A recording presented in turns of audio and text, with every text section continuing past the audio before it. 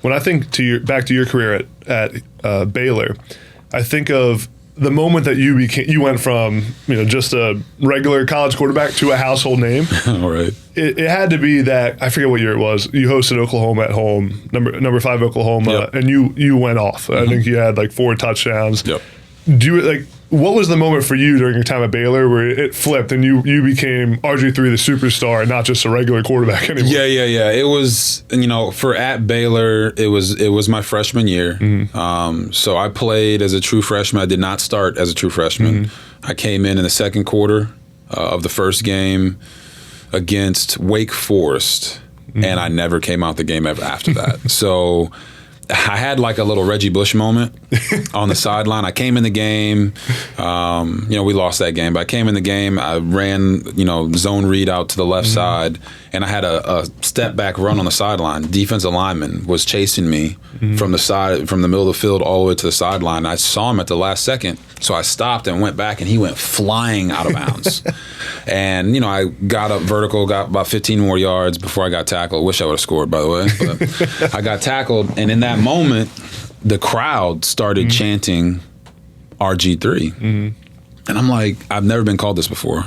Guys, we have a new sponsor for the Next Up podcast, Caldera Lab, and I am fired up. Because of Caldera Lab, I'm able to put my best face forward. How do I do that? By adding a skincare routine from Caldera Lab into my day every single day. Now, I know what you're saying. There's no way this guy sticks to a skincare routine, but joke's on you, because there's no way this face stays this clean and looks this good without it. And honestly, it's not that hard. I just needed the tools, and now I have them from Caldera Lab. Here's some insight on my personal routine. Number 1, the clean slate. It's a face wash that starts and ends every single day for me. Number 2, the base layer, a moisturizer that hydrates my skin. And number 3, the good, a bedtime night serum that has my skin feeling tighter and smoother than ever before. The skincare world is not just for females anymore, it's for men too, and it's doing wonders for me. So what are y'all waiting for? Go to calderalab.com/AdamB for 20% off their best products. That's a huge discount at calderalab.com/AdamB. And guys, supporting our sponsors like Caldera Lab supports me and allows me to do this podcast every single week for all of you. So please support Caldera Lab at calderalab.com/AdamB for 20% off. In high school, my friends would call me RLG3 because my middle initial was. Oh, this hasn't been a lifetime nickname. It's not been a lifetime nickname. It literally popped up in college. And it happened because the broadcast announcer said it. Oh, RG3 down the sideline. That was it. After that, at Baylor, because you got to realize Baylor was on I think an 18-year bowl drought. Mm-hmm. They were bad. They were really bad. Yeah. So the crowd wasn't really there at the game. So the crowd that was there, they were captivated by it. I think for me, nationally, it became more prominent. The Heisman year in 2011. Mm-hmm. The first game of the year. We played on, I think, a Friday night, and it was on national TV against TCU. TCU was highly ranked, and we were blowing them out. I mean, we were killing it. They came back, made it a really good game, and then we ended up winning on a last-second field goal.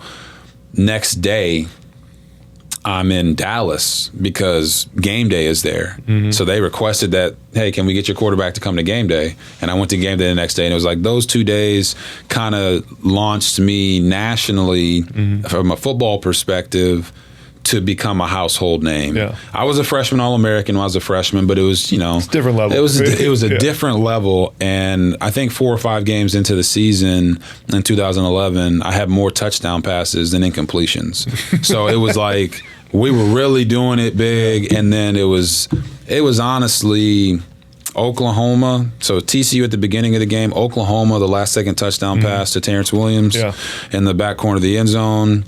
That I could hear my coach saying, no, no, no, right before I threw the ball. And then, yes, yes, yes, after we scored. Yeah. And the Texas game right after that. Those 2 games, those 3 games really just, that won us the Heisman that year and really propelled me into every home in America. And, you work so hard. I still remember going into the Heisman year 2011, we're in the locker room. We're talking. You know how it is in the locker room. Guys are like, oh, man, who would you take? Would you take this guy or would you take this guy? And my running backs over here, And I'm going to put them on. I'll say the names. I'll put them on blast. Glasgow Martin was one of the running backs. Jared Salubi, Terrence Ganaway. These are our running backs. They're talking, and they're like, hey, man, what quarterback would you take? So my locker's right there. I'm listening. It's like, oh, man, I'm taking Cam Newton.